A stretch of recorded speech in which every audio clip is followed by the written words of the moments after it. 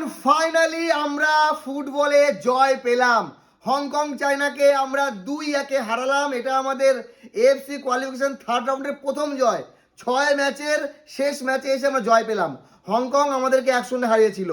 তো আজকে রায়ান উইলিয়ামসের প্রথম ম্যাচ ছিল এবং প্রথম গোলটা সেই দেয়, আর এটা তার প্রথম জয়।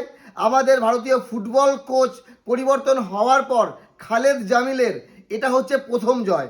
তো বাকি ফুটবলের এই যে আলাদা একটা দিন আমরা দেখলাম এইরকম জয়।